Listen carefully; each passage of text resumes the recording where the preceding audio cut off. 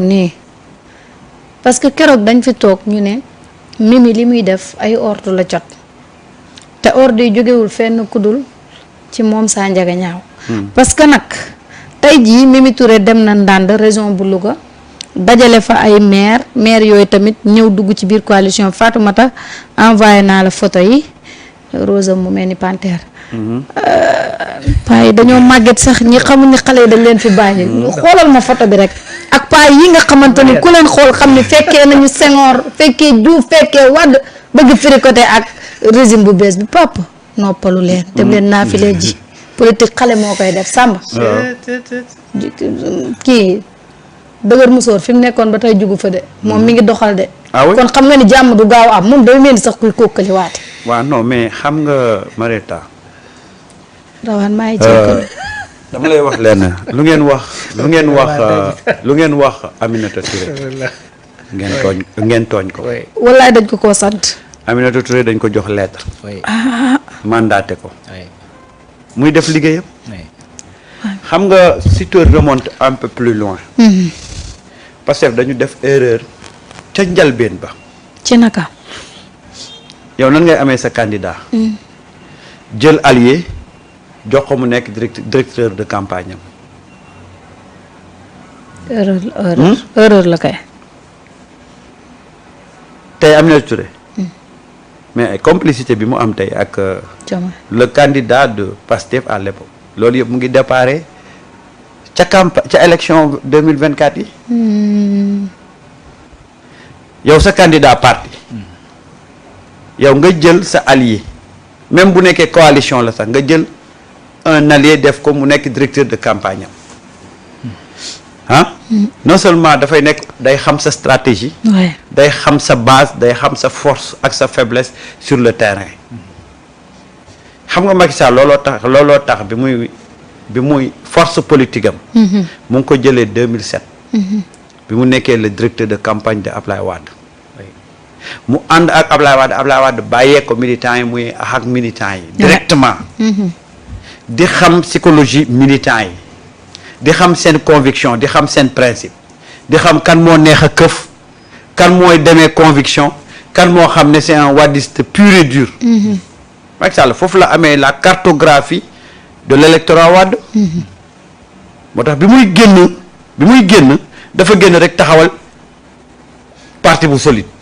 ndax booba xam na am na cartographie électorale Wade ba pare ci élection 2007 la ko amee Macky ba mu jógee dem na dafa jóg rek dem ci militants yi nga xam ne dañu nekkoon c'était des militants yoo xam ne de circonstance am ñoo xam ne ñu nekkoon des militants yoo xam ne fekkee moo leen ci boole am ay militants de conviction moo tax Macky demul ci zone yi nga xam ne c'était des gens yoo xam ne c'était des wadistes purs et durs dara mënu leen kii dafa dem ci ñi nga xam ne ñoo nekkoon ci doute am ñi nga xam ne c'était des militants de circonstance ñooñu la dem xëcc daal di grignoter électorat Wade li ko may nag mooy il a été directeur de campagne de Wade ànd ak Wade xam ses forces et ses faiblesses Pastef bi ñuy dem élection Pastef mënoon na jël quelqu'un de Pastef pour mu nekk directeur de campagne bu Bassirou Diomaye bref yooyu c'est des erreurs à corriger moo tax gis nga bi Sonko ñëwee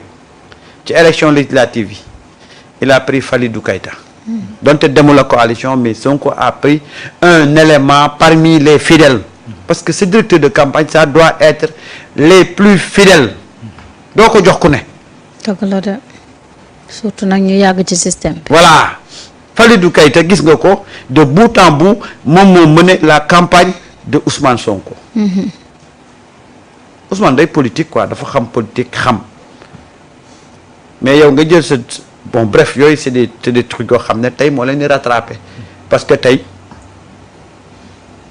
Mimi coalition bi muy jéem a teg nii Mimi xam na ñi muy dem jëli day recycler rek xam na ñi muy dem jëli xam na tey sur le terrain politique ne am na ay maires yoo xam ne xëy na peut-être mën nañu retrouver demain ci ay situation yoo xam ne day compliqué à cause de ay audits ñu def ci seen mairie mais ñooñu dañuy gaaw sauver wu daw rallier la coalition parce que dañuy jàppee la coalition comme seen soupape de sécurité ñu daw te y en a beaucoup nag qui sont dans cette situation là des maires yoo xam ne bu la wóoree ne ñi tey bu ñu lancé woon audit danañ am problème deuxième chose bi nga xam ne def nañ ko erreur mooy bu fekkoon ne ba ñu ñëwee ci pouvoir bi lancé nañu ay audit au niveau des mairies kon te dinañ régler question maire yu bari surtout.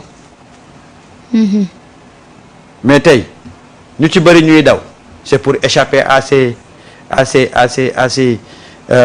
questions là moo tax ngay dégg parce que maire yu ci bari ñii dañoo nekk ci problème ñu xam ne bu ñu auditer mën nañ am problème yeneen maire yi xam nañ vague de d'adhésion wala mouvement populaire bi jóg au lendemain du 24 mars ñoom xam nañ ne seen toogaay ci mairie bi mu ngi dépendre rek ci prochaine élection prochaine élection rek moo leen fa téye parce que wóor nañ ne dañ fay jóge wóor na leen ne dañ fay jóge xam nañ ko de. boo xoolee sax seen activité politique bëreetul ci seen localité parce que ñoom xam nañ ne élection locale moo tere ñoom ñu jóge fa ñooñu nag dañuy daw daal di laqatu ci coalition bi pour mën a au moins à défaut d'avoir une base politique qui va te permettre nga renouveler waat sa mandat mais au moins tu auras la tranquillité d'esprit que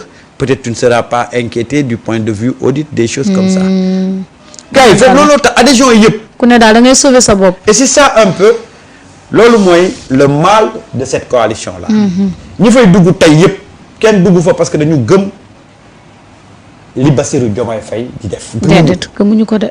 gëmuñu li muy doxal gëmuñu ko moom le président Bassirou Diomaye Faye ñii dañ fa dugg parce que ils espèrent avoir des positionnements des postes ñii dañ fa dugg parce que ils espèrent peut-être avoir une soupape de sécurité ñii dañ fa dugg nag pour ñoom bu ñu leen déloger seen localité ñu mën a am sax benn foo xam ne benn coalition xam ne danañ fa nekk di mën a def seen activité politique et c'est ça un peu ma lay wax ne c'est une coalition bouillabaisse ñi fa dugg yëpp bokkuñu gis-gis bokkuñu gëm-gëm bokkuñu intérêt maintenant nag Mimi ce qui l'intéresse dans cette histoire là c'est que ñuy dégg rek naan recevoir na